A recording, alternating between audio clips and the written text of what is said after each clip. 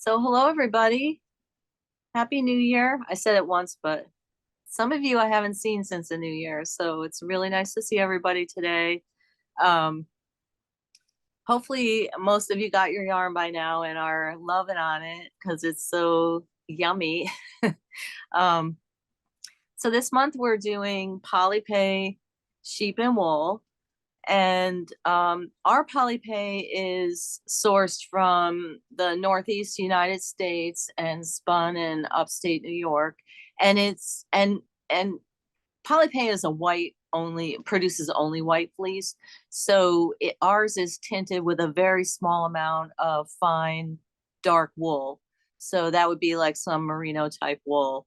Um, Generally for tinting, several of the mills that we work with carry this fine wool blend that they are able to get in shades, and they can tint white yarns with it. Our Targi is tinted similarly with a fine wool blend.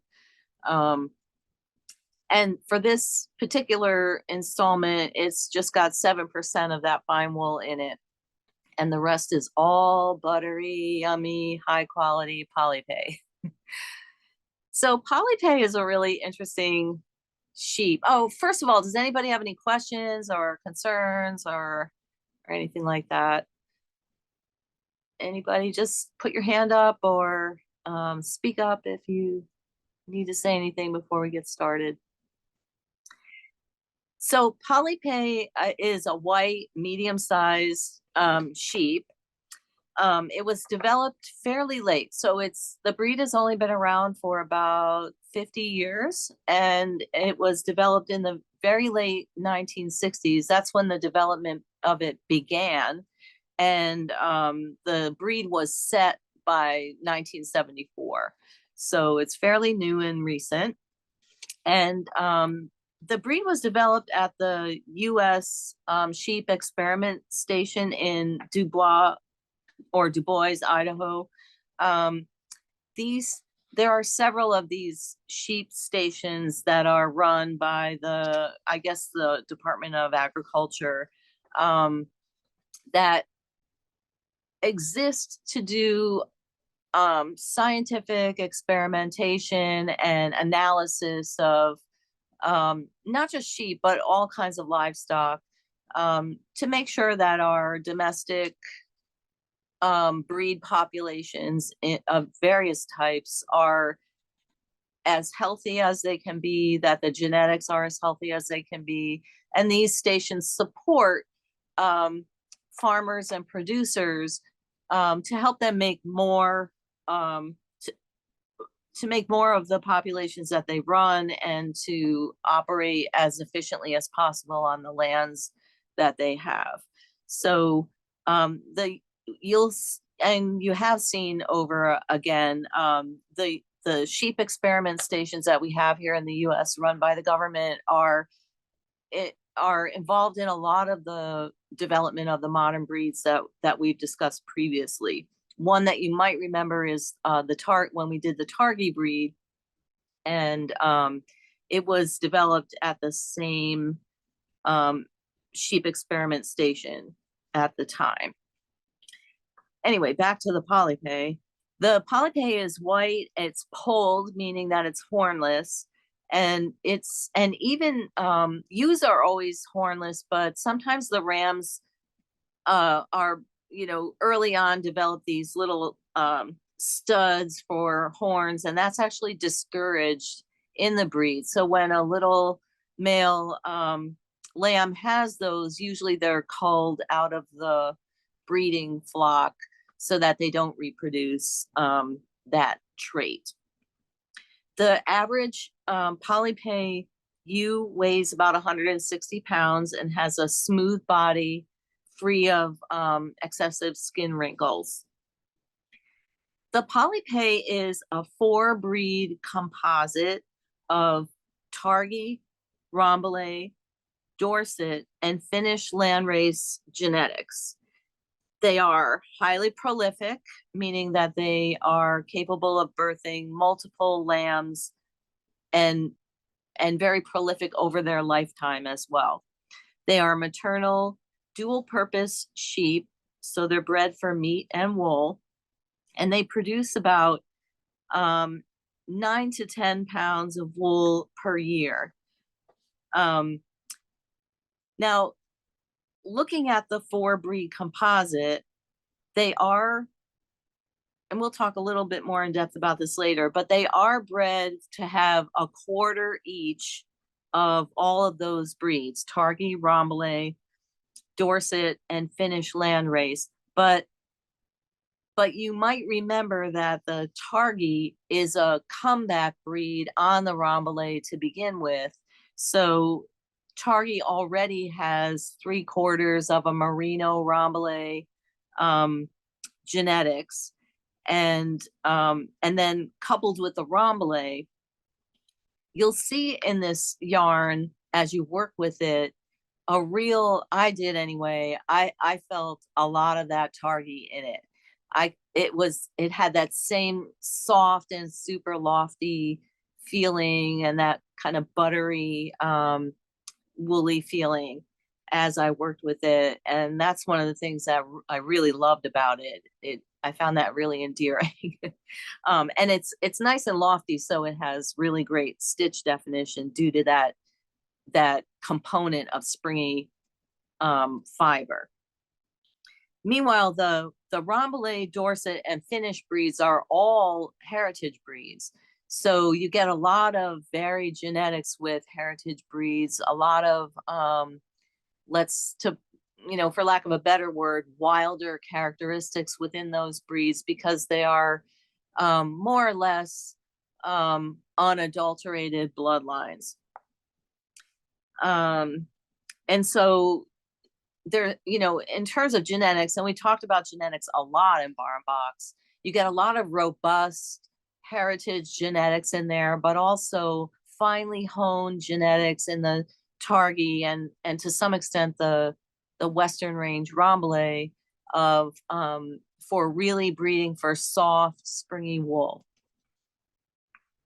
So the purpose of this breed, the purpose of developing this breed was to create a sheep that had a high lifetime proliferation rate, meaning that they wanted a sheep that would have a long number of years of being able to reproduce, to be able to reproduce multiple times per year, and to produce multiple lambs from each pregnancy. So that's a lot of proliferation. And we'll get back to that a little later. I began to have like questions about that when I was doing my research. Like, is that really good? And what are the concerns around that? And I'll talk about that a little bit more later.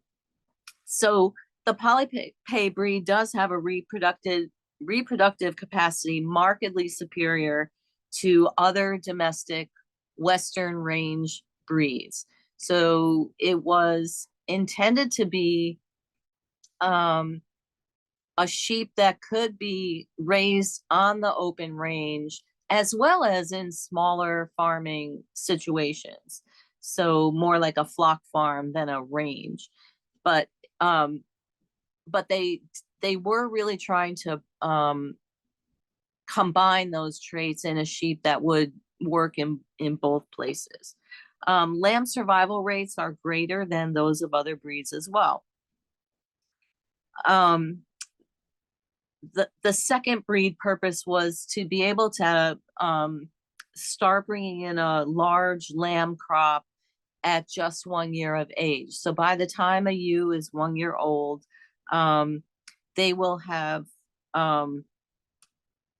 be able to produce multiple births and have a longer breeding season. Polypays, so to that end, polypays are developed to have an earlier sexual maturity. I think I didn't put this in writing, but I think they can start breeding at 9 months, if I'm not mistaken. And they have higher fertility and a longer breeding season. They have a full 7 months breeding season from September through May of the following year. So that's a pretty long number of months to be able to get pregnant. And their proliferation rate is, when compared to other domestic breeds, is also higher. The ability to lamb more frequently than once per year. Mature ewes can carry 2 pregnancies per year, producing an average of 2.4 lambs per pregnancy. Average total litter rate, meaning the combined rate of all the lambs per litter, is also high at 140 pounds, and the weaning date of 120 days, which is also early. So everything about this sheep's ability to progenerate is both heightened and compacted to allow them to breed twice a year.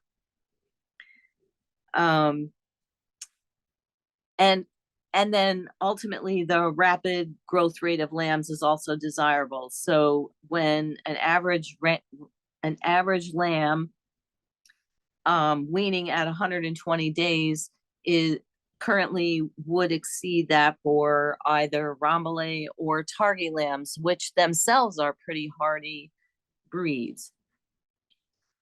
Let's see. And then finally, a desirable carcass quality. So Polypay carcasses are similar to those of Rambouillet and Targhee in the size and the number of pounds that they produce, but they carry less carcass fat and have more favorable qualitative leg scores. So the leg portion of the lamb at slaughter is larger and better quality meat. The productivity longevity under Western range conditions doesn't differ all that much from the Rambouillet, Targhee, and Columbia sheep, but in smaller farm flock populations, the number of productive years for Polypays does seem to exceed that of other crossbreed types. So all of that, together produces kind of a favorable economic resume for the Polypay in most production systems, which with sales and profits that are 15 to 36% higher when compared to other US domestic breeds. Now, Polypay has not been propagated around the world as much. I couldn't find a lot of information about that. I think it's starting to spread out, but one of the things about it is that the environmental needs of this sheep are suited to various places throughout the US, but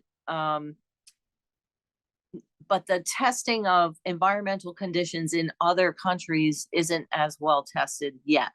So one of the things that's important to know about this sheep is that it can't be raised in, for instance, a really arid conditions, because it needs a lot of pasture feeding to produce a system that can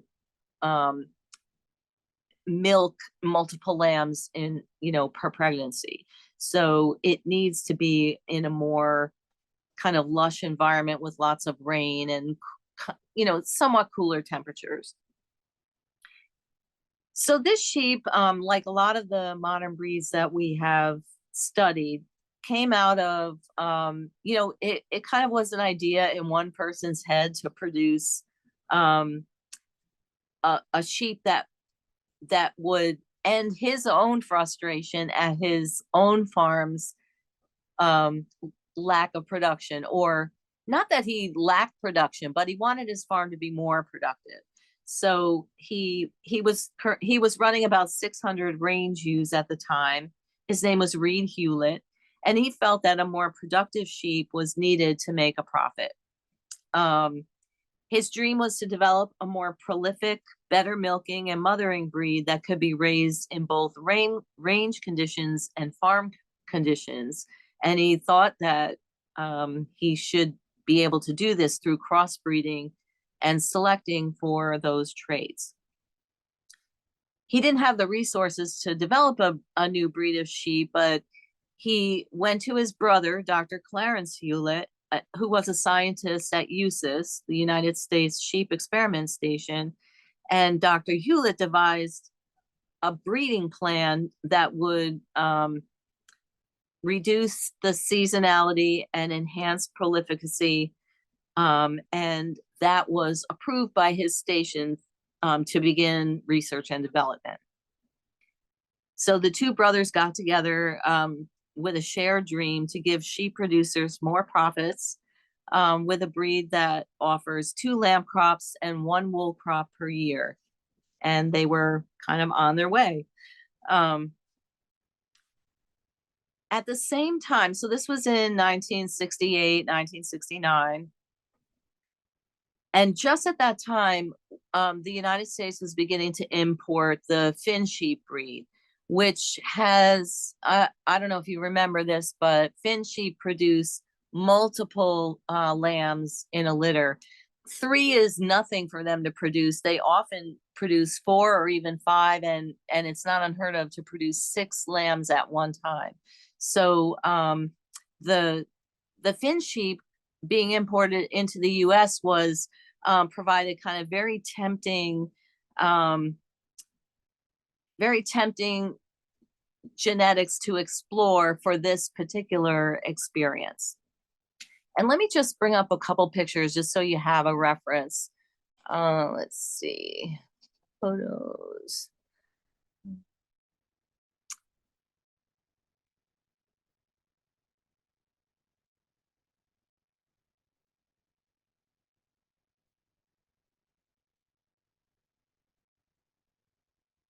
Oh, here we go. All right, now, so this is the Polypay. This is a good example of a Polypay ram out in the pasture, and you can see, you can just see how huge the body of this sheep is. It's got a super long body cavity that gets larger and heavier toward the back, which is desirable for a meat carcass. And the face and head are free of wool. You know, there aren't any wool locks like draping around its eyes, and the fleece is all white, although what you see here is kind of a darker yellow color. That's just the way that they look in the field. If you part the fleece and get your fingers down in it, it would be very, very white. They are oh shoot, you can see that it's free of neck wrinkles, so shearing it, the reason that you want the body and the neck to be free of wrinkles is to be able to shear it more easily without harming the skin. These sheep should have no colored fleece or very little. I'll talk about the percentage later, but for breed conformity, there's a very low percentage that should not be colored fleece. Okay, and I'll bring up a picture of a ewe.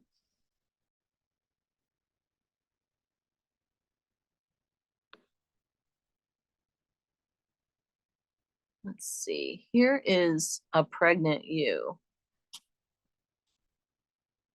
And and you can see several ewes here that are pregnant. Look at that, not the one all the way in the front, but that second one, how wide she is.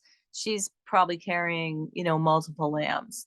So that's them in the winter, probably just you know, weeks before giving birth, and probably ready for shearing, you know, very soon.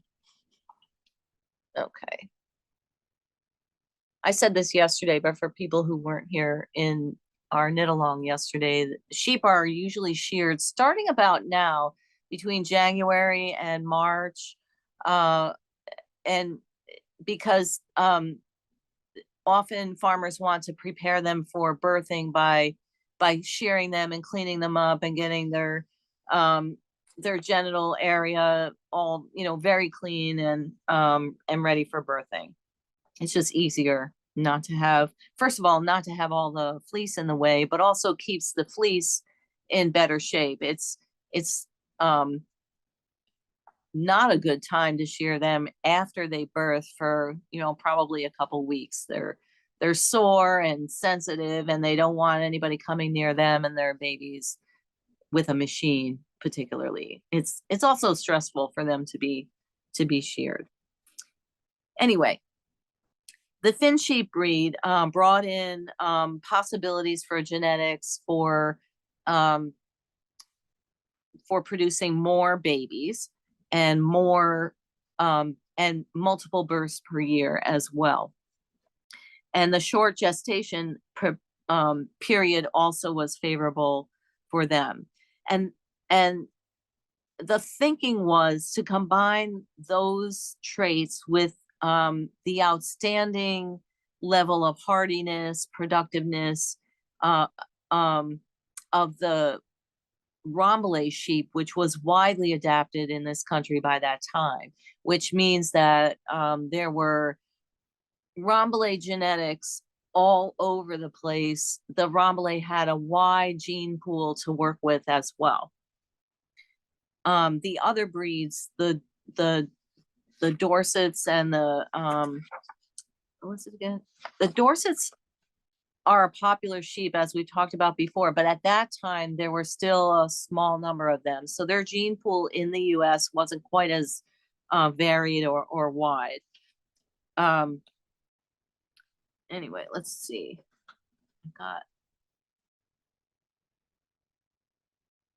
I lost my place in my notes, sorry. But the Dorsets were considered, because of their superior mothering ability, their early puberty, and their long breeding season. So they as well, in addition to coming into breeding age early, have a long breeding season and can be bred at almost any time of year. And that's, favorable for the kind of new breed that they were thinking they wanted. So that all those things combined. Oh, I didn't talk about the Targies were picked because of their superior fleece quality, their large body size, and again, their long breeding season. And so that gene pool kind of fit exactly the kind of versatile, productive sheep that they were going for in terms of development. So in 1968, Dr. Hewlett crossed the first imported thin sheep rams on Rambouillet ewes, and also large-bodied Dorset rams from North Carolina, California, Oregon, and Montana. So from a wide geographic area. He only used Dorsets that were born as twins or triplets from ewes that had a long lifetime production period. So he was very particular in choosing the exact Dorsets that he wanted, and they were crossed on Targi ewes. So first it was Finn on Rambouillet, and then Dorset on Targi. And then some foundation Rambouillet Targi ewes were developed by mating two rams of outstanding body size, born and raised as twins on the range. So he's kind of creating two parallel sets of genetics, which he then intends in 1969 to cross with each other. So he crossed in 1969, a year later, the Finn sheep Rambouillet and the Dorset Targi, and those first lambs were born in 1969. They were big and exhibited early puberty, and the And then wait a minute. Oh, I'm sorry. So the first of two sets of genetics were born in 1969, and then the next year they were mated with each other, and the first four breed composite was produced in 1970. And right away they could tell that they had something different. So subsequent testing of breeds and crosses established that the four breed composite of Finn on Rambouillet and Dorset on Targhee mated on each other most closely met the prescribed production goals. And then in 1975, they had enough generations of this four breed composite to set the genetics for that breed. So you can see that, we've kind of mentioned before in passing that producing a new sheep breed can take 5 to 9 years. And it really does. It really can go that quickly if everything goes well from the beginning. So their projections about the crosses that they tried were correct for them and produced the results that they wanted. And they really didn't look at, sideways at bringing in other genetics. And to be fair, while the heritage breeds that they used are pretty much come from a long line of those same genetics, the Western range sheep that they were experimenting with, the Rambouillet and the Targhee in particular, already was a composite of Lincoln, Corriedale, and Rambouillet. So, that being a recently developed breed with a variety of different genetics in it, that bodes well for other genetic experiments because you're constantly changing the gene pool that you're working with, and you're not likely to kind of hit a problem with mutations or undesirable results, like weak, lambs that are weak or don't survive, or stillborns, anything like that.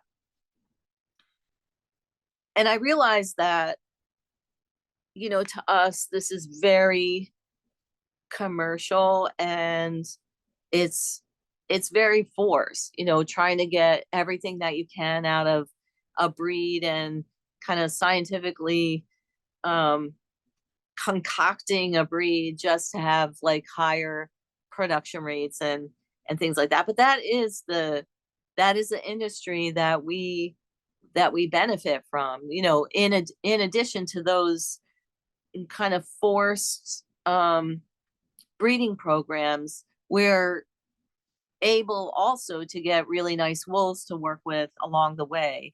And so we're not, we can't really throw stones at meat producers for, wanting the same things, really.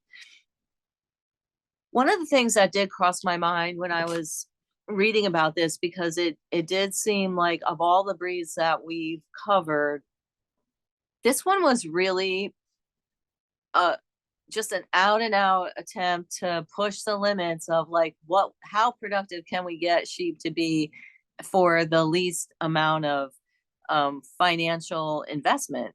And not that that's bad. It's just, what are we going for? And is it really good for the sheep? So I did do some research into any downside to that kind of program, like our ewes that are put through so many pregnancies for so many years at such a young age. What is the prognosis for them? Is it like a puppy mill where a mother is just put through the grinder until she's no good and then thrown away? And apparently not. I mean, these ewes do have really long lifetimes and very productive ones throughout, and they produce The one thing that does suffer somewhat is the diameter of the wool. The quality and weight of fleeces doesn't suffer with ewes that have multiple pregnancies, but ewes that have single pregnancies produce longer fibers that are slightly finer, but not a lot.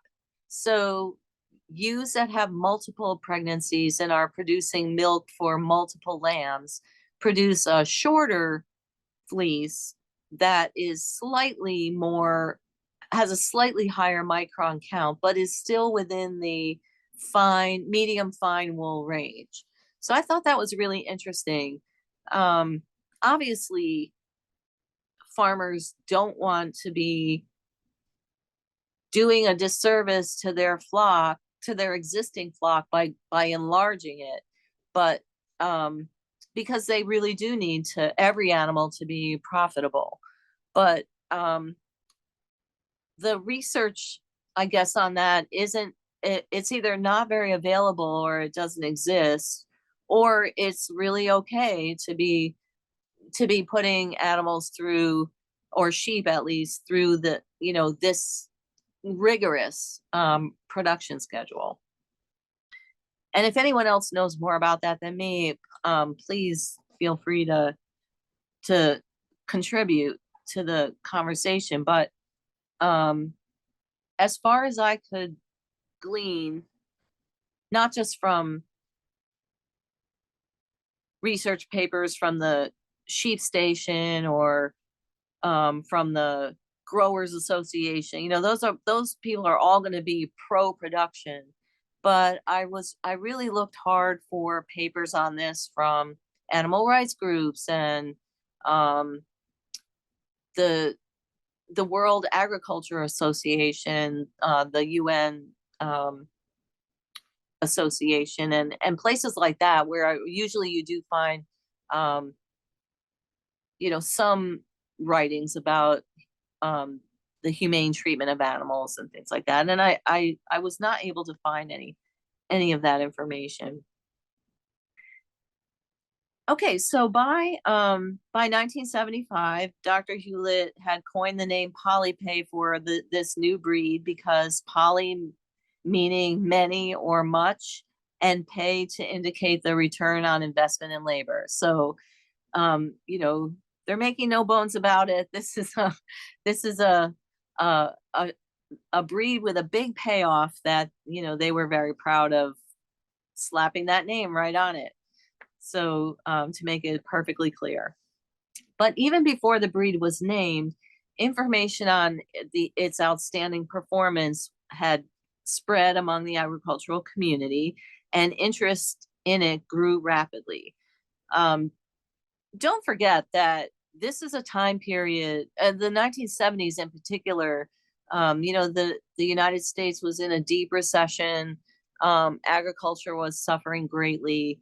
At the same time, we're beginning to look at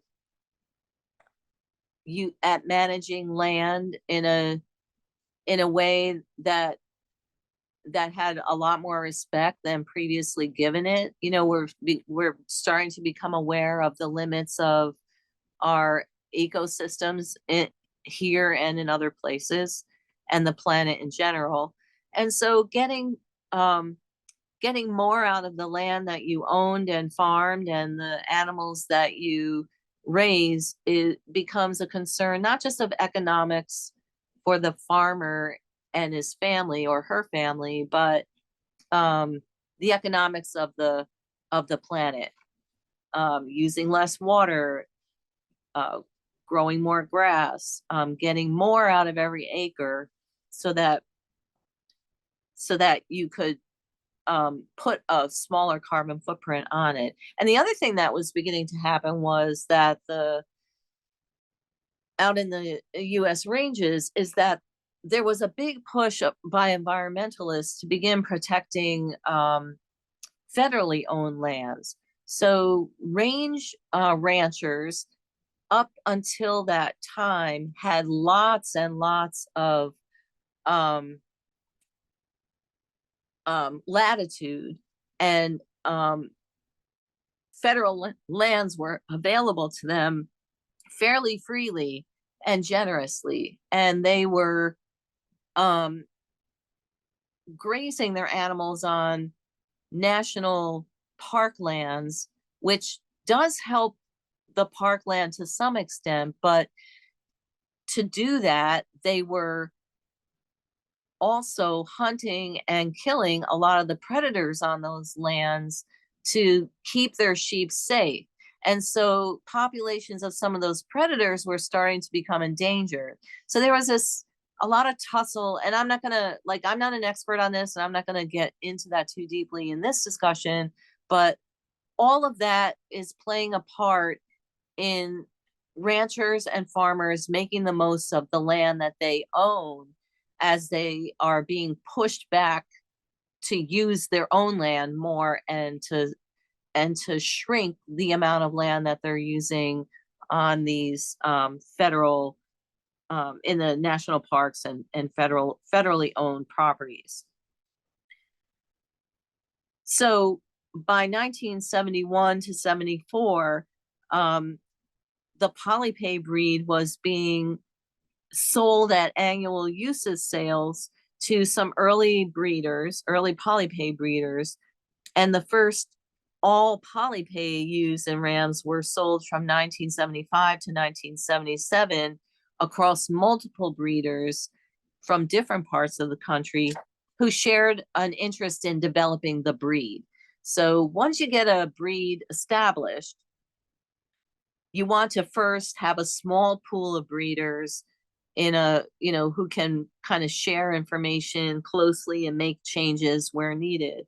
And then you want to get your breed out to a larger, more varied and more widespread pool of breeders and growers, so that the genetics can do what they will in different parts of the country, and little variations that happen will bring in variations into the gene pool that will be beneficial later on. So you don't want all of your breed to exist in one place, in one small pool of genetics. You want that to start diverging a little bit. So the raising of this breed began to spread by the late 1970s, and by 1980, the growers had formed the American Polypay Sheep Association. Meanwhile, all along and to this day, research at USIS continues on this breed with now hundreds of Polypay breeders throughout the United States, Canada, and Mexico, and having obtained their foundation stock from USIS or descendants of that stock, and then who are contributing to the development of the breed by going off to their own operations and breeding there. Recently, the Polypay breeding stock has begun exporting to South America, and a Polypay Sheep Association has been formed in Brazil. So some of you might remember from other breeds that we've talked about that South America is a large producer of sheep, really large sheep operations, particularly in Argentina and the lower part of South America, which has a lot of adjacency to Australia and New Zealand and the Falkland Islands. So once it starts spreading down there, we're probably going to start seeing it cross over into Australia. It's not there yet, not in large numbers, but eventually this sounds to me like a breed that would do well in those parts of the world. The only problem with Australia is that they do have some really arid areas, and that might not be conducive for raising this particular breed, but there are some parts of it, and New Zealand that might be good places to raise a Polypay sheep. Okay, any questions so far or anything?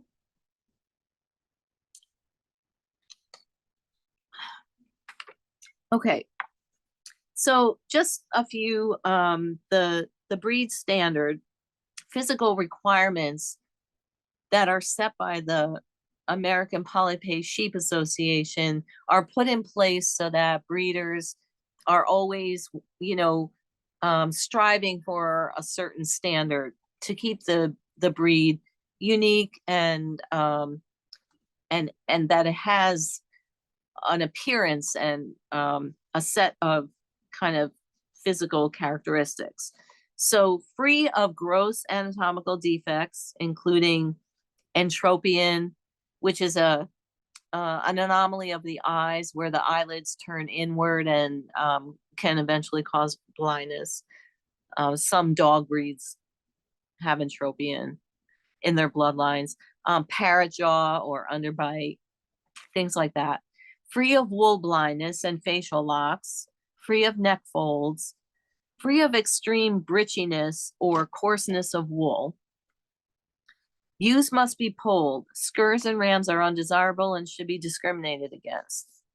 All wool must be white and have no more than 10% colored hair on the face or legs. Let's see. And then prior to weaning, every lamb should be identified by ear tags or a tattoo.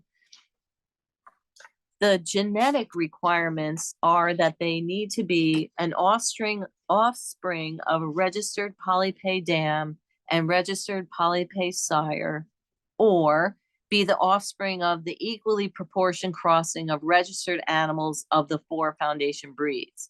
So you can make your own Polypay cross at home if you have registered Rambouillet, Dorset, Targhee, and Finn. You can just mix one up at your own barn, or be the offspring of a top crossing program starting with the F1 progeny. And that's a really long one. So it gets kind of complicated, but basically that all the lines within your lines go back to registered animals in their respective breed associations. And then members who are choosing to develop new Polypay lines along the lines of, number 2 or number 3, they need to submit their development plan to the association before they get started.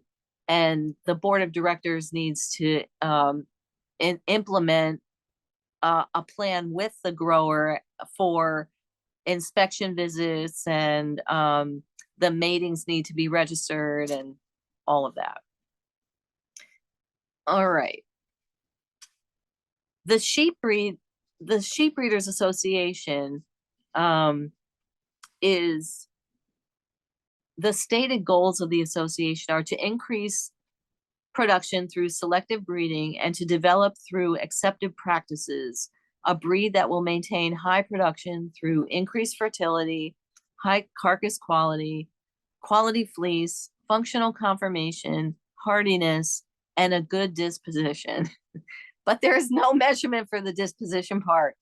And funny enough, some of the breeds we studied, it's clearly stated numerous times, how nice they are, how easy they are to handle. And that wasn't really a concern in any of the documentation about the Polypay that I found, but apparently it's a requirement nevertheless. The history of the breed and characteristics we seek to preserve in our standard emphasize this goal. The active community of Polypay breeders continues to grow to develop the breed. Currently, there are 100 members of the American Polypay Association, and they register about 1,500 animals annually. There are approximately 14,000 animals in the registry as of, I believe that was 2016. So they started in 1987 with 41 breeders and 1,200 animals, and now there are 100 members and 14,000 animals. So you can see that this is a breed that that grows exponentially or geometrically. Let's see. And the registry is still open. So they are still accepting new registered animals. And we have each year 3 sales in Missouri, in Iowa, and in Worcester, Ohio. Those are national sales featuring the breed, and they take place to reinforce the traditional conformational characteristics and as well as the estimated breeding values generated through the National Sheep Improvement Program. Let's see. So now let's talk about the wool, because that's why we're all here. So we benefit from this, and that we get this wonderful wool, even though it's not the main, it is important to the growers to produce good fleeces, but it's not the main, it's not their bread and butter. And they don't have to focus on this, but they do in their genetic, in their breeding, and we benefit from that. So Polypay wool characteristics are defined as coarse to medium grade wool with a fiber diameter ranging from 24 to 33 microns. The staple length ranges from 2.5 to 5 inches, with the average being around 4 inches. So very much like lots of other medium length wool that we've been able to work with. But I have to say, most of the medium length wools that we've worked with especially in the last year, really are nice. I mean, they like this one really feels like a high micron merino more than a medium wool to me. And I remember when we did the Dorset, I felt very much the same about that. And the BFL that we get as well just is amazingly soft and glossy and beautiful. So we do have access to really good producers. And I can't say, because no one else is producing these yarns on the kind of program that we are, it's hard to say how our yarns compare to other people, but we're just fortunate that we have growers and millers that are committed to finding the best fiber to make as nice a yarn as we can get. Excuse me, Anne. Oh, yeah. Go ahead. Is it okay to ask questions? Yeah, just wanted to say about the fleece, one last thing. So raw fleeces are considered light and range from 6 to 10 pounds. And a 10-pound fleece is a good amount. These sheep do produce a thick, dense fleece. And the yield of clean wool is approximately 57%. So slightly better than average merino, which is around 50%. Go ahead, Karen. So I don't know if you're able to, if this is feasible, like a 1 or 2 minute explanation about just about the basics of fiber, because this is brand new for me. When you're talking about micron diameters and coarse to medium grade wool, I don't know anything yet. So. Well, wool, like many agricultural products, is graded on,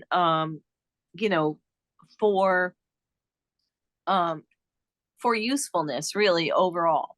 And the finer the wool in general, the softer it's going to feel. And so it's good if wool falls in a finer range. But overall, there are 1,400 different breeds of sheep, and they all produce different kinds of wool with different characteristics. But loosely, they're divided into like super fine fleeces that have a really fine diameter, and the micron measurement measures the diameter. So a low micron number is a finer fiber, and a high micron number is a coarser, thicker fiber. And the micron, the micron measurement in the grading system goes all the way up to, I believe, 50 or 60s. So it's some of the really coarse fibers that are used for rugs and upholstery, particularly something like car upholstery, are in the very high range. For knitting, knitting yarns range from super fine, under 19 microns, to, in fact, some of them go down as low as 13. Like there is really fine Shetland wool that has a micron diameter finer than cashmere. So it doesn't, it's, some breeds have a really broad range of micron diameter that they produce, and other breeds it's more narrow. So fine wool tends to be 19 to 25 microns. That would be all of the merino type fibers, most of the alpaca fibers. I'm trying to think of other, I always draw a blank when it comes to other, some of the double coated animals like camels and bison and yak and sheep produce an undercoat that's very fine, and a coarse outer coat or a hair coat that's much more coarse. So they're producing two types of fiber at a time. Medium fiber is 25 to 35 microns. It encapsulates most of the fiber that goes into knitting, yarn, and clothing. Because while fine fiber is desirable, it's also not very sturdy, as you might have even experienced with some of your own projects.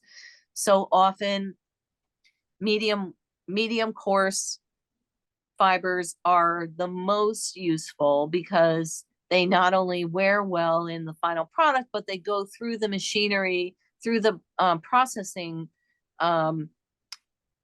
stages with better results. So things like Corriedale and Polypay and Fin Sheep and BFL and even Jacob, and I'm just looking around because we have so many here. All of those breeds are medium fleece fibers, and that's medium in both the length and the coarseness. And then you have your long wools, BFL and Wensleydale.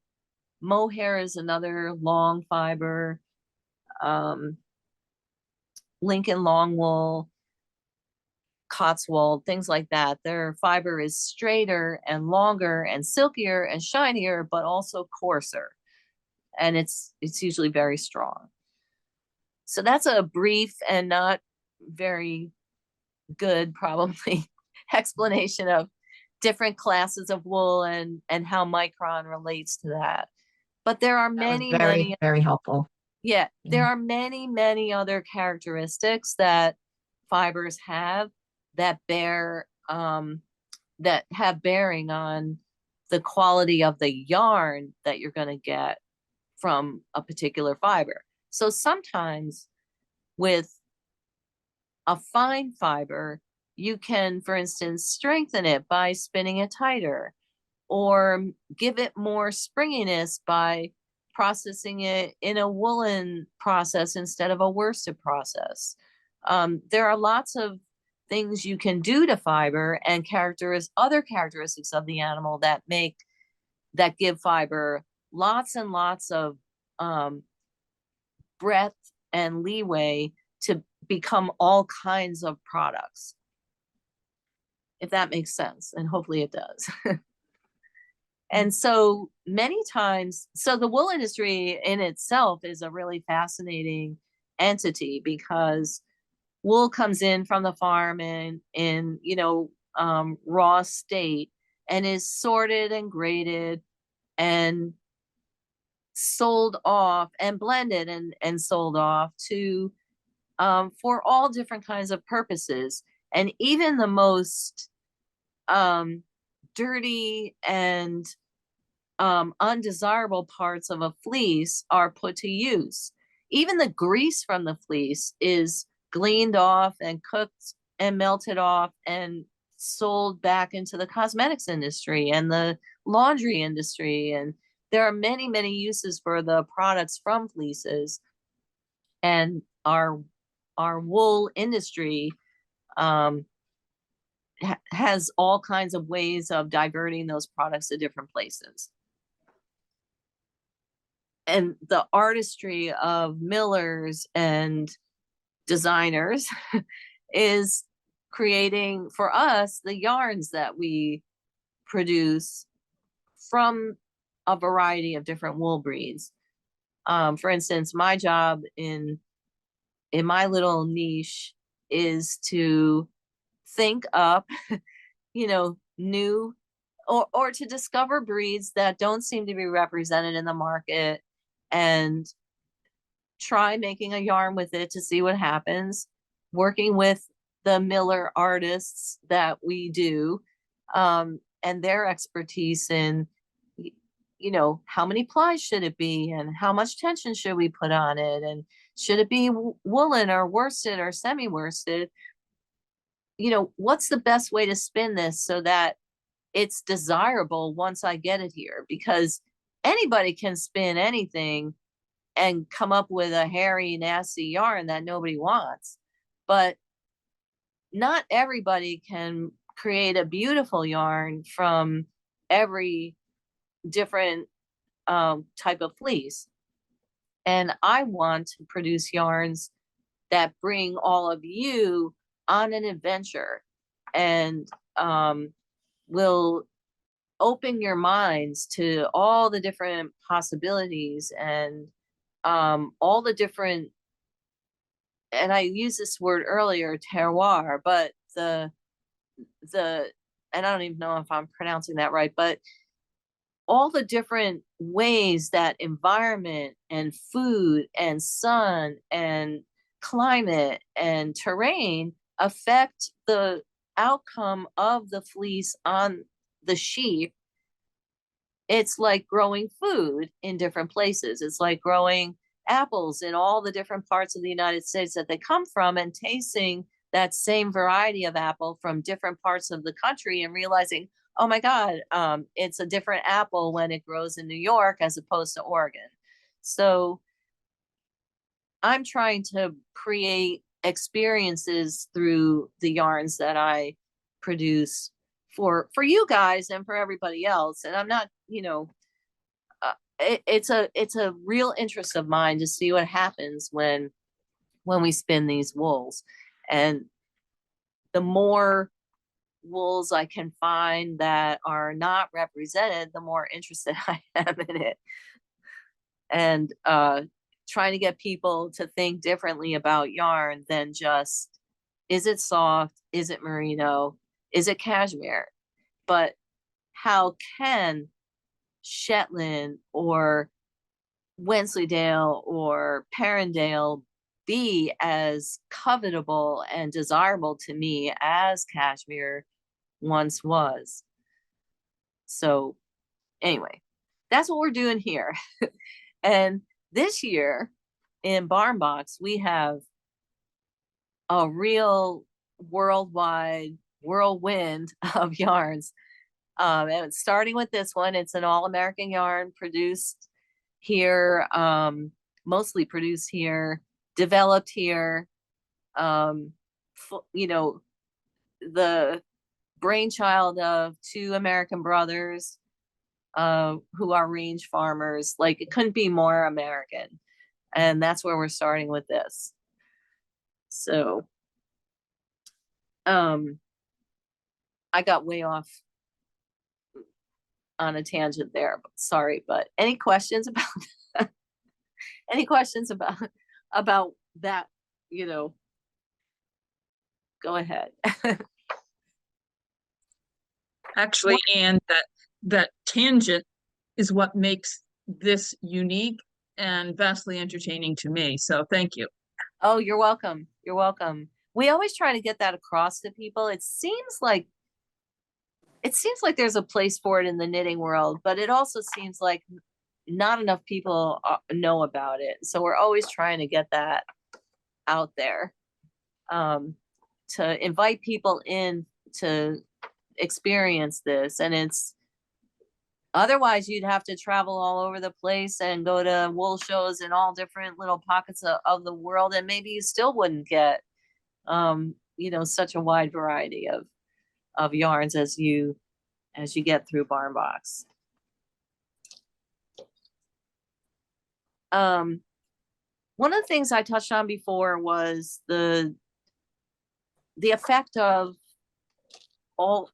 really pushing the prolificacy of a ewe and the effect of that on the fleece. And so there are some notes. I did find some notes. These do come all the way from 1986, and a lot has happened since then. That was really the infancy of this breed, and now we're almost 30 years later, and as fast as this breed reproduces, a lot of improvement has happened since then. But back in 1986, they studied 4 age groups for fiber quality, and so they had 1-year-olds through 4-year-olds, and the results of the study were that no differences were observed in grease fleece measurements among the 4 age groups in terms of the fiber fineness, tensile strength, or fleece weight, but the staple length for 1-year-old ewes is longer than for the other age groups. And they also found few differences in the amount of noils, which are the little curly bits that get wound up in the spinning equipment. They form little neps. Usually when you work with a combed fiber, those are all combed out.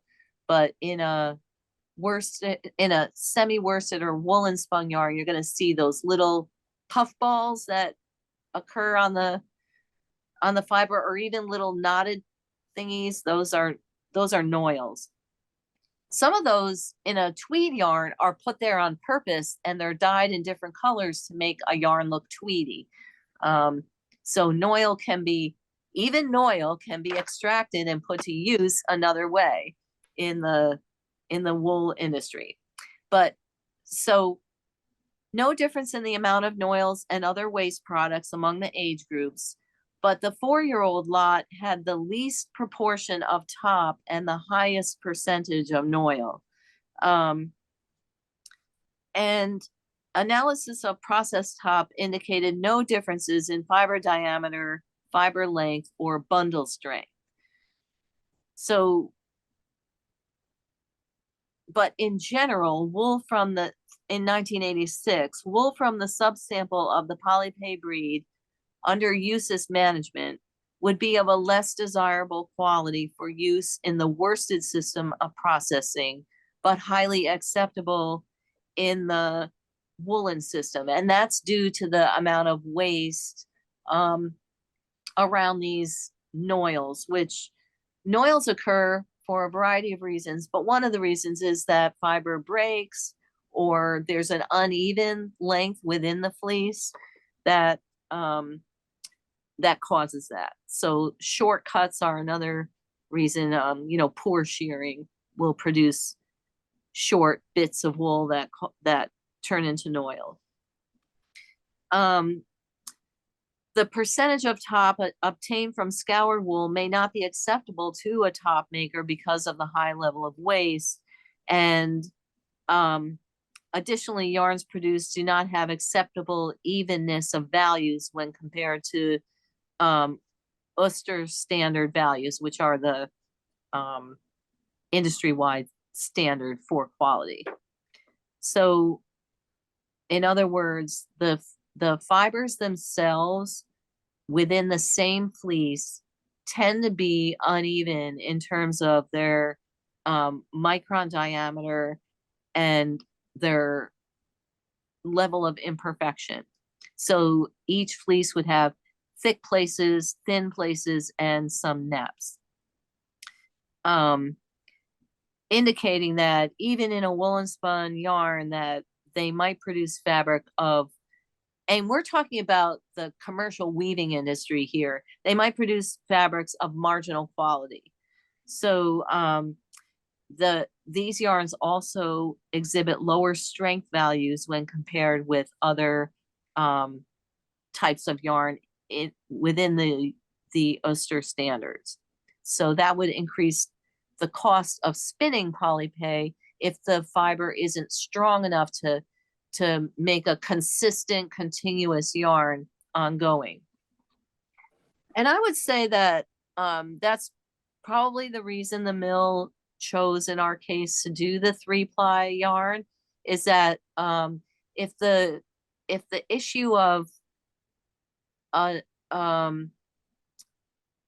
uneven fleece is a continuing problem with the breed to some extent, that a 3-ply yarn will make the wool compensate for itself and will make a more even final yarn than a 2-ply. So if we spun it as a 2-ply, you'd see more thick and thin in the yarn itself. And as a 3-ply, you'll see a more consistent yarn along the whole length of the skein. Any questions about any of that? I've got some questions. I'll lower my hand. I didn't know if you were looking at them. We have 3 questions. You said several times that the requirement for the Polypay is that it have white fleece, and yet our yarn is not white.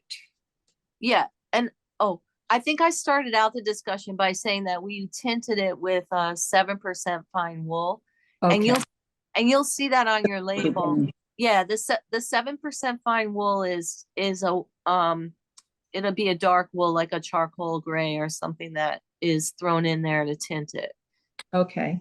Second question is, with their reproduction rate, and the fact that I would have expected it to be actually a higher flock in the US, but I'm presuming that the meat quality is what happens to lambs that don't meet their standard, because we don't sell mutton much in this country. No, but we do export it, and we actually import more lamb than we export. But so first of all, yes, I mean the goal of this sheep is, one of the goals of this sheep is to be a meat producing sheep. So they're not going to keep all the sheep that get birth. And and definitely any sheep that don't conform to the breeding standards, in the breeding pool, are going to be culled and go into the market pool. So generally the market pool is made up of male sheep, male lambs, and culls, and not very many male lambs are kept to breed. So most operations have several pools within several subsets within their flock or their herd, one of them being the breeding stock. So the breeding stock is like your seed bank. If you're a gardener, you don't gather seeds from plants that were weak and small. You gather seeds from the best tasting produce and from the strongest plants. And it's the same thing with breeding sheep. So likewise, I would think that you wouldn't necessarily register every animal on your operation. That's not required. Okay. Unless you want to brag, that you have a lot. I don't know. I don't know the politics of that, but I would think that you wouldn't need to register all. You would only want to make sure that you register your breeding stock so that as your breeding program progresses, you can get breeding fees by selling semen or by trading rams or something like that. So Okay, so the numbers that you say, which now 1,000 of them, those are the registered ones, which correct. it's a step you have to take. It's work of some sort, and they don't do it for all their sheep, because that makes a lot more sense. Because with two, twins a year and that many sheep, my math had it growing really fast. Yeah, And definitely. did grow fast, but there's probably more sheep out there. Okay, Yeah, you wouldn't have any need to register sheep that went to market because they don't even live to be a year old.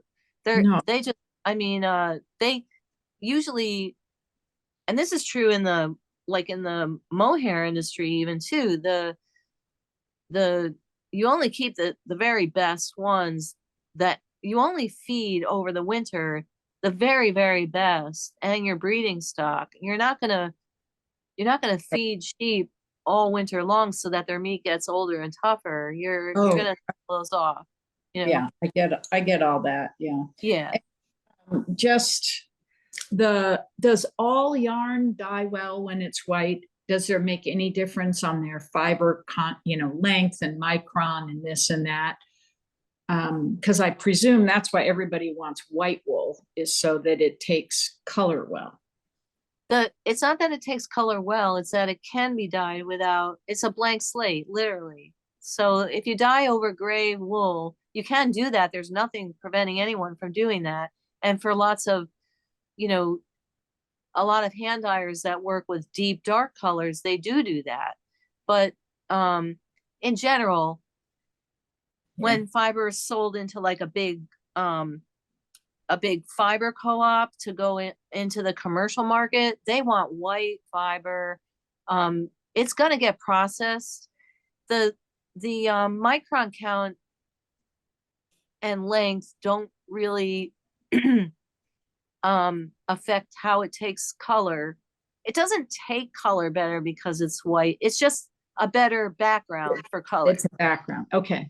Right. And the other thing is, but you make a point in that different breed types do take color differently. So different qualities, different wool characteristics of the hair itself do affect the way it takes color, like how big the scales are and how thick they are and how flat they lay on the hair fiber. That all matters. And whether the fiber is a hollow fiber or not. For instance, alpaca has that cannula shape, that hollow fiber. Well, that allows water to run all the way through the fiber and it will carry dye with it. So when you put dye on alpaca, it's like watercolor in a pool of water. Watercolor paint, you drip it into water and it spreads out into like a sunburst. And that's what happens with dye on alpaca. It just runs along the fiber really fast. So it's hard to get really saturated color in one spot on alpaca fiber. But on BFL, which has a harder scales on it and is it reflects color, it reflects light better. You get more color that sticks. It's not as what do they call that? Hyperponic or hydroponic. It's not a fiber that wicks easily. So when you put dye on it, it will stay there. But fibers that wick very readily, like merino, and those are also chalkier fibers, they take dye with a little more subtlety, unless they've been put through the superwash processing. And that's a whole other. Yeah. I think you're talking about hydrophilic and hydrophobic. Yeah. Yes. Okay. I am. Thank you. Thanks, Renee. Yeah. So those are some fibers are one or the other, and that will affect the way they take dye. I have a question, Anne. Uh-huh. So you were talking about the Targhee and the Rambouillet. Do you have a sense of why they used Rambouillet if Targhee is so much, because it is originally made up of Rambouillet? Like, would it have been faster to just use that, or what was the? I Because if think they want to the- get equal amounts, I would think mathematically it would be faster to just use the Targhee. You know what I mean? Well, the Targhee does bring in it genetics from Lincoln and Corriedale wool, so it does have those genetics. I think it's I think as a comeback, it's 3/4 Rambouillet and 1/4 Lincoln or Corriedale. 1/4 Lincoln. And the Targhee developed to be a different type of sheep. I'm gonna just go back quickly. One thing about the Rambouillets that the Targhees didn't have at that time, because remember, Targhee was developed in the 1930s through the 50s. And so that was a really new sheep at the time and very localized in its production. So it was still used mostly in the Western range and still exists mostly out there. Whereas the Rambouillet, for one thing, is more widely adapted. So there were genetics within the Rambouillet, genetics from a wider number of gene pools, and they could grab Rambouillet from different parts of the country for experimentation. Whereas Targhees, not that they were at the point of being inbred, but as a new breed, the genetics were still pretty concentrated in the Western range area. So that's one thing. The Targhee has a fleece quality. The Rambouillet has a fine fleece, so that's a merino fiber, for all intents and purposes. Targhees have that little bit stronger fiber, longer fiber, and so that's another thing. So the fleece quality and the long breeding season is another thing. The Rambouillets are hardy and productive and widely adapted. So they are two separate breeds with different breed characteristics at that point. The fact that they share genetics is fine, but what they were hoping to get in this experiment was the differences between them, was to exploit the differences between them a little bit more, I think. Okay. Does that make sense? Yeah, that makes total sense. Thank you. Yeah. I appreciate that. And then there's the yarn itself. I haven't had a chance to make a garment with this yarn, but I so want to knit a sweater with it. It's really lovely to work with. It feels so soft. This is the cap that I designed for the promotion of the yarn. And it's you can see the stitch definition is just spectacular in the cables, and the knit purl sections and the seed stitch are just amazing. It's very lofty, but yet very smooth, and it blooms beautifully across the fabric after washing it. The stitches kind of meld together a little bit, but not so much that you can still see the stitches. It's just really, really nice. And it feels really soft and cozy around my ears. It's cold and wind season here, so I always like a double brim hat for that.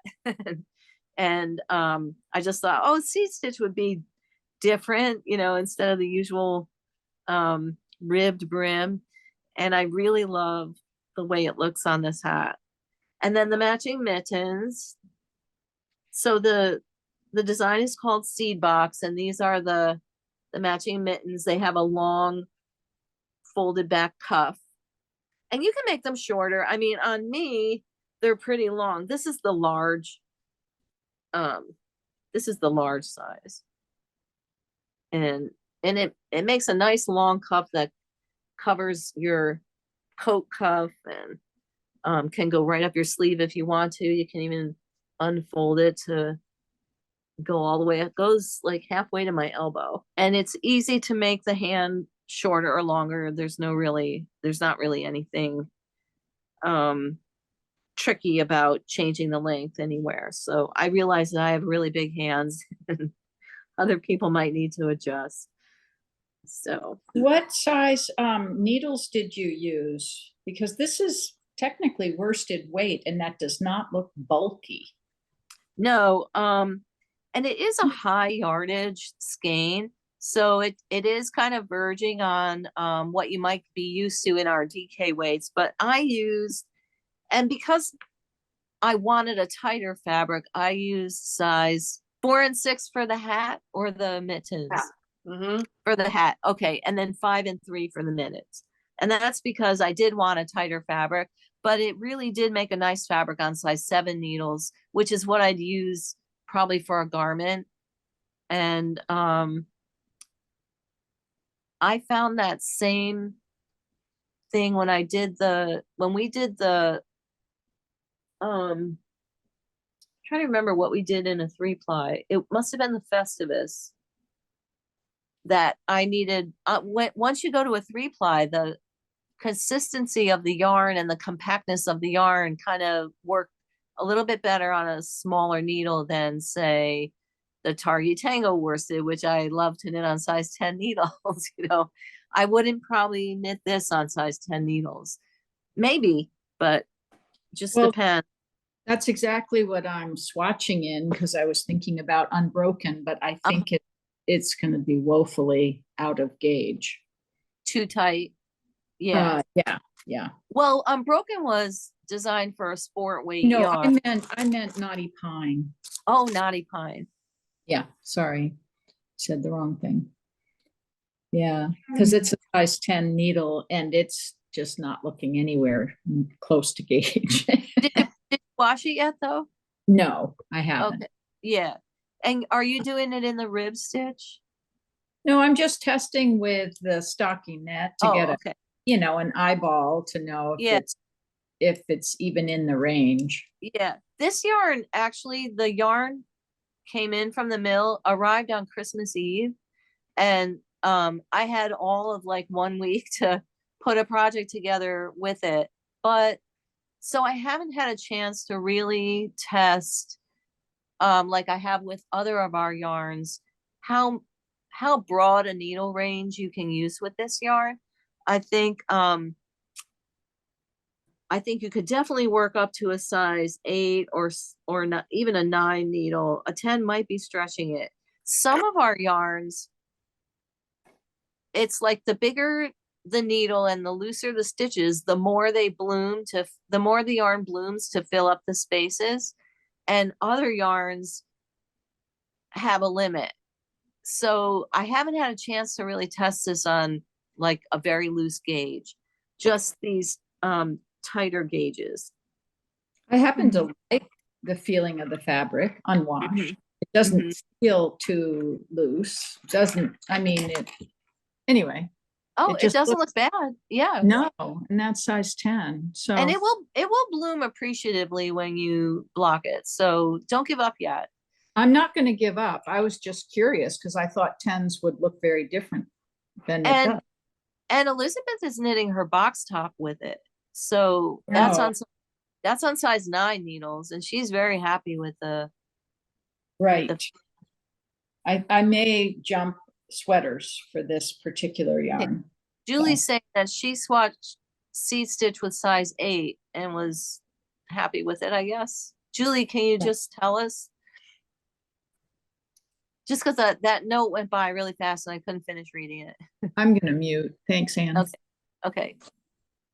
Hi, yeah, I did. I swatched on US 8 with seed stitch and straight stitch, and I even worked up to a gauge of about 18 stitches to 4 inches, and it looks fantastic.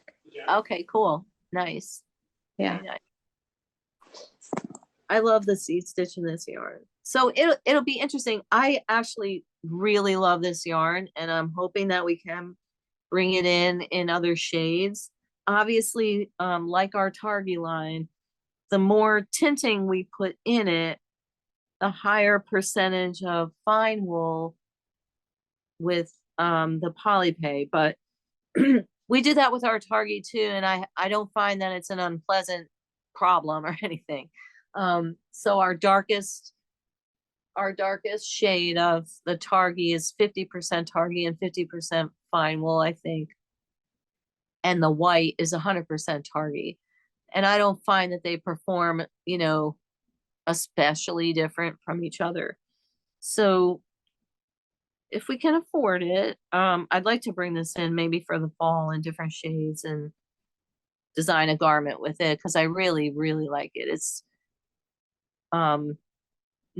was not the intention of the developers, but this is a really comfortable fiber to wear, and I think it would just be terrific as a sweater. It does, even in this hat though, I am seeing not pilling, but those little neps that they're talking about, the little noil, it starts to come out. So the first year of having your something that you gets a lot of wear, like mittens or a sleeve of a sweater, you might see that noil, but that's the kind of thing that you brush it away the first year and it doesn't come back. It's something that's in the yarn that needs to come out, and once it's out, it's out. The rest of the fiber should be fine. I had Yes. one. I'm working on my very first sock ever. So intrigued about footwear and the slippers. Wondering if you know how this holds up without nylon, or like, is it strong enough as slippers? I think it would be really great as slippers, because the thing about slippers, if you do like use them like to walk around the house, you're gonna want a yarn that does like felt a little bit on the bottom, and this is definitely something that would harden a little bit with use. And if you just wear them when you have your feet up, they're gonna be nice and cozy. So they're gonna be nice. And as far as the longevity, it is a medium wool, and I guess you can expect a pretty, and the 3-ply construction will contribute to the strength of it as well. Other than that, I don't have a ton of information about the the wearability, but I assume it's pretty much the same as, maybe not as strong as the Kent, but probably about as strong as the Better Breakfast or something like that. Thank you. You're welcome. Anybody else have a question about any of the patterns or anything? I do. Okay, Julie. On your Seedbox cap, you mentioned when you're starting it off to use a stretchy cast on. What's your favorite cast on for something like that? I used my grandma's cast on for almost everything, and that's the one my grandma taught me. And I have a YouTube video on our Knit Spot YouTube channel that demonstrates it. And that's really the best place to get it. It's fun to learn. It's different than probably anything you may have seen before. Probably most similar to a Norwegian pearl cast on or something like that. But it is very stretchy, and in the video I show you how to make it even stretchier. Okay. It does make a nice, this is the edge. It makes a nice like triple pearl appearance. It's almost like a Almost, tubular, yeah. a little like a tubular one. Okay. Not like a tubular, because the appearance is more like the Norwegian pearl cast on, where it looks like it has a turned edge of all pearl rows or something. Okay, so it's called your grandmother's. It's the video called My Grandma's Cast On. Yeah. Because I don't know what it's called, because everyone I show it to has never seen it before. So I will say that for sweater, like for sleeve edges and sweater edges, it's super durable, and it's definitely stands the test of time that way. Great, I'm glad I asked the question. That's great. Yeah, it's fun. You're muted, Janet. Can you hear me? Yeah. Okay, I've been staring at your sweater the whole time. That is the box top smock, isn't it? No, this is the multigrain pullover Oh, with okay. the cable is like a braided cable. It's got like a waffle stitch. That was what had me curious. I could not Yeah. figure out what the pattern was. I really love that. What does it look Thank like on you. the bottom? It has waffle stitch all the way down, and this one, sorry, I'm falling here. We have a new sample here someplace. Let me see if I can find it. The pattern gives you instructions for doing like tipped edges and a single stripe, and I added this third stripe here Uh-huh. because you can. It's very Um, attractive. Yeah, and it's knit in the Stone Soup DK, which I love. I have two of them, one in a lighter shade, and this is the darkest color. And somebody knit one recently in Kent DK. I mean, a lot of people have knit it.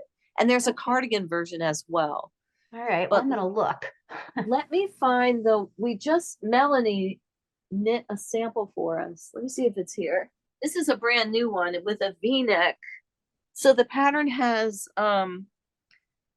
options for a crew neck or a V-neck, and this is the V-neck in a lighter color of Stone Soup DK in the marble color with the pumice contrast.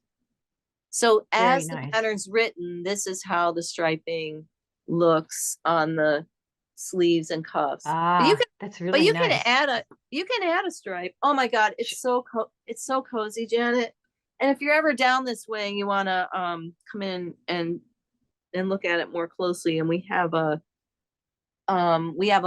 cardigan knit in the Better Breakfast DK, and any of our Okay. DK yarns would work. Okay.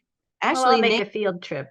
yeah, Nancy just finished one. So announcements, we have our Valentine kit is up for sale, our Valentine's Day kit. Let me get the scarf here. It's our lovely yak silk and merino blend.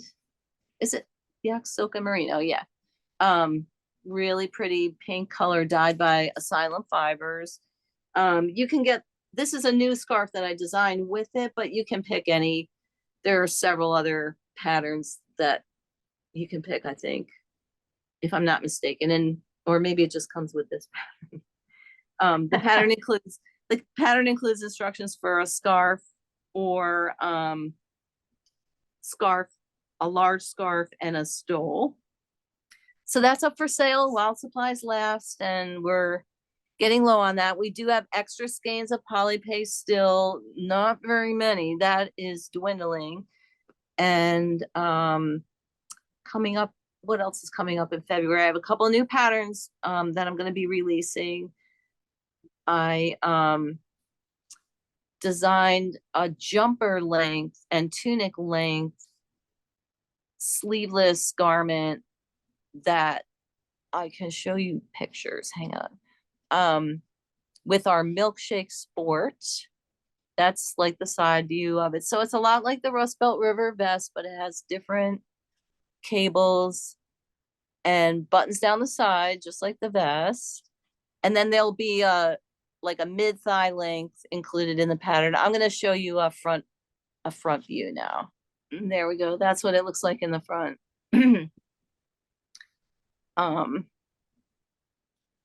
And that will also have a V-neck option. So our dear friend Sherry is knitting the shorter tunic length with the V-neck.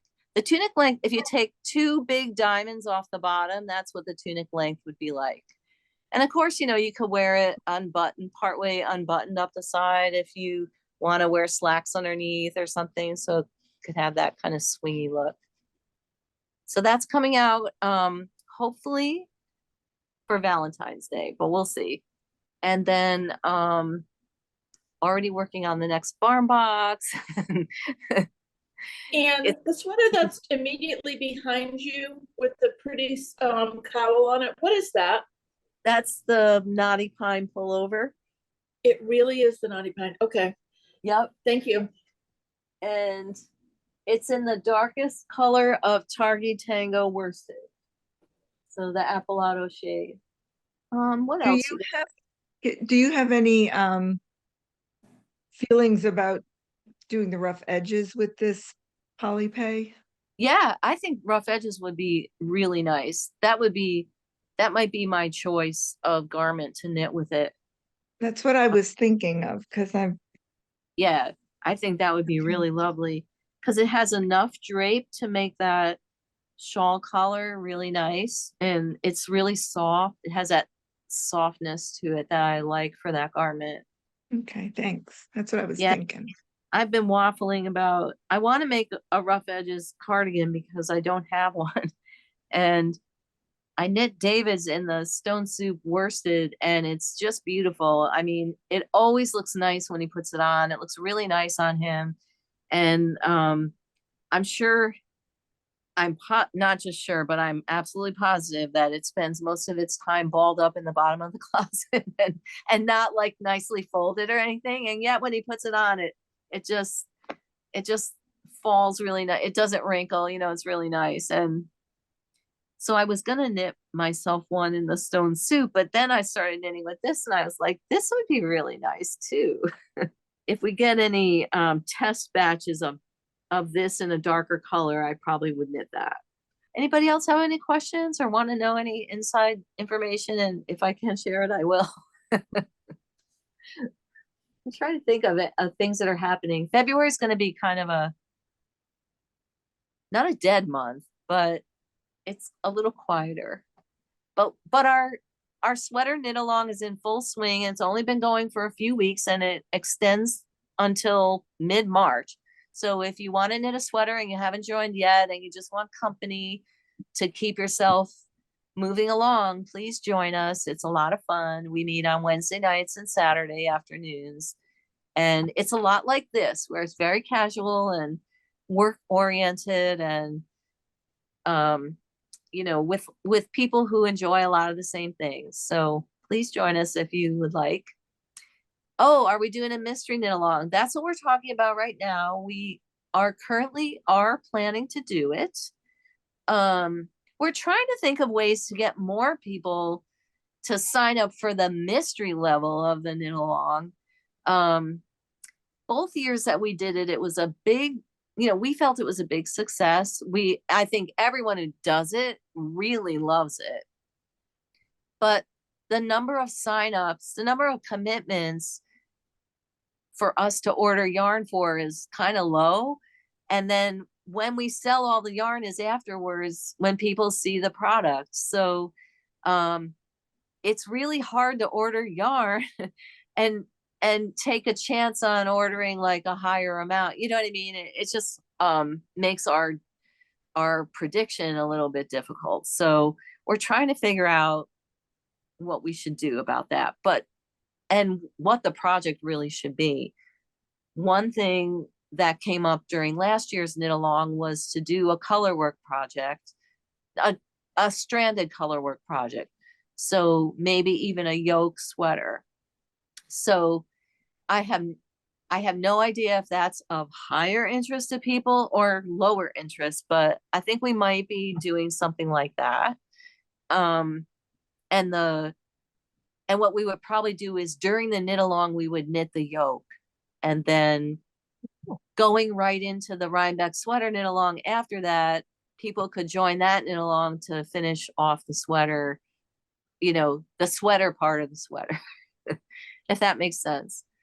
And I think, or we could also offer the option of doing a swatch cap during the knit along that was the same color pattern as the yoke of the sweater, and you would end up with a hat at the end of the mystery knit along. So anyway, unless anyone else has something else they need to bring up, I'm done. But please ask questions. Yes, Renee.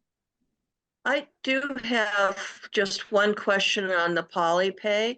You say it's raised in a lot of different areas, but where was the Polypay raised that you used for this? In the Northeast United States. Oh, so it might have gone through the scouring facility that I participated in the fundraising of. Maybe that was kind of my curiosity. Yeah, if they're up and running, that's a possibility. Yeah, I think they are now. Mhm. And no, they don't sell Polypay there Where at the, at Bat and Kill.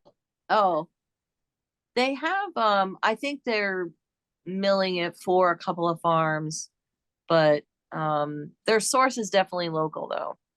Local to them. When I Mhm. say local, it's like within 200 miles, you know? It's So, great. well, all right, you guys, enjoy your Polypay and, I'll see you, we'll school in 2 months, but in between I'll see many of you in the sweater knit along. So, see you Wednesday.